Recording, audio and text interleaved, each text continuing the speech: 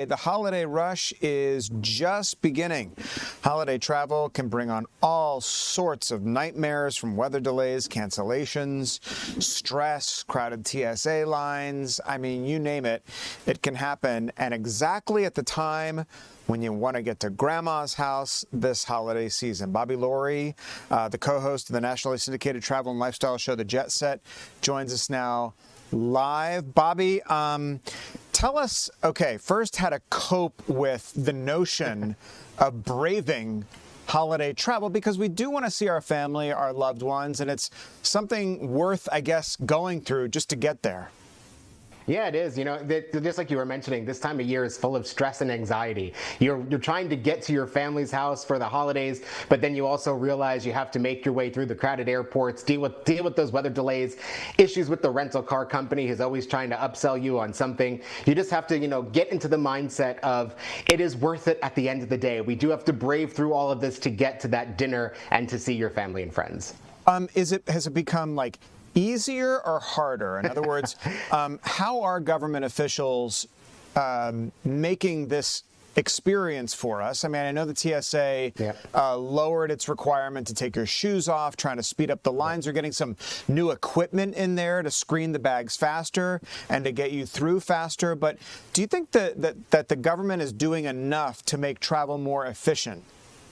Yeah, actually, they're rolling out some new programs that are making getting through the airports a lot easier than it was before. If you're enrolled in the TSA PreCheck program, it used to be that there was just that one line that you would get into to make your way through the PreCheck checkpoint. But now you can actually go through using touchless ID, where it'll just take a picture of you instead, and you bypass talking to an agent and having them check your ID altogether. And previously, that was a perk of a outside company that the TSA contracted with called Clear. So you needed Clear in order to not have to pull your ID or your driver's license or passport out of your wallet or your bag. But now the TSA has actually included that, and it's rolled out at quite a few airports. And just like you mentioned, also the screening machines have gotten a whole lot easier as well, that they are able to relax a lot of the requirements that are in place. Like you can actually travel with a holiday pie, even though the filling of the pie might be gel-like. You're still allowed to take that through the checkpoint. They are going to inspect it, but previously that wasn't allowed. I'm sure I'm not alone.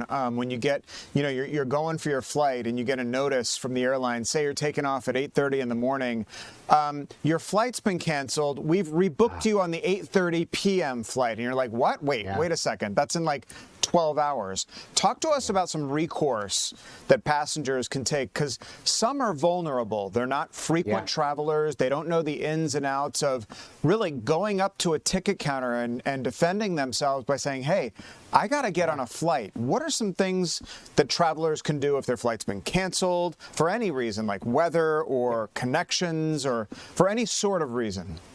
Yeah, sure. Tom, this is something I say all the time, actually. It all comes down to knowing your rights before you get to the airport. Everyone actually agrees to the airline's contract of carriage when you buy a plane ticket. Everyone just clicks the box and moves on to the next page without reading it. But sometimes, especially if you stick with the same airline all the time, it's really worth sitting down and reading it before you get on the plane. When it comes to a cancellation or a delay, the most important thing to understand is why you were delayed or canceled. That really plays into how you're going to get out of the situation. If you're delayed or canceled because of something within the airline's control, if it was a mechanical issue, a staffing issue, then the airline is responsible for you and getting you from point A to point B. They're going to need to put you in a hotel if you're stuck while you're on a connection. They're going to need to get you to your destination within a certain time frame as laid out in their contract of carriage. And if they can't, they actually have to buy you a ticket on another airline that can. But all of that changes if you're delayed or canceled due to weather.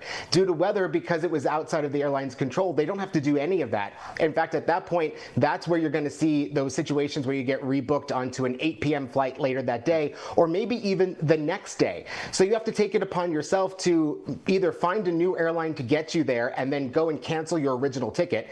Because you're not taking that flight and you were delayed or canceled, you are due a full refund. So you can use that money to buy yourself a new ticket on a different airline, maybe even check out of different airports as well. But one of the biggest things that I'm really really an advocate for that a lot of people bypass is travel insurance.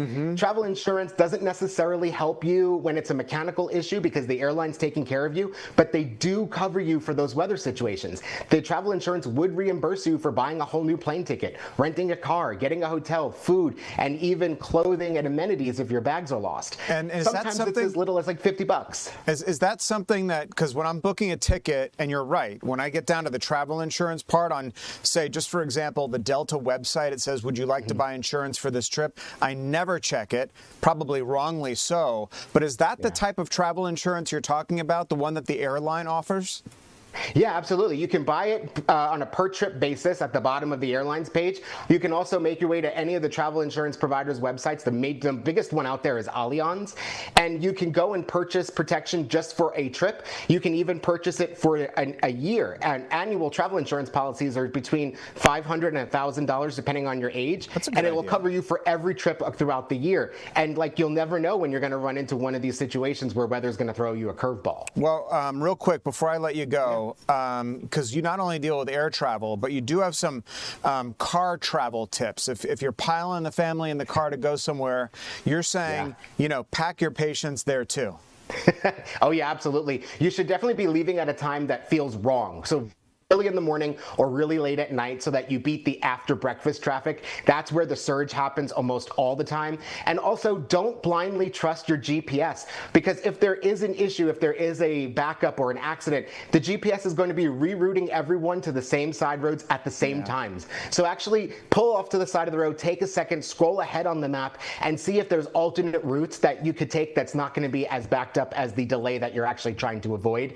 And lastly, if you rented a car, make sure you take pictures of the car, every angle, every side, every inch that you can cover before you pull out of the rental car center, because that's what they're going to do when you return it and you're usually in a rush trying to get to your destination. Make sure you take the time to document the condition of the car as you take it. I often forget to do that, and then when you return the car and nobody's there, they say, just leave it there with the keys and somebody will come, check you out. And then you just get a bill. I'm always scared to do that too, because what if something happens between, when you drop it off and when they park it? I don't know. Yeah, Bobby Laurie, co-host of the nationally syndicated travel and lifestyle show, The Jet Set. Great advice and information for holiday travel. Bobby, thanks.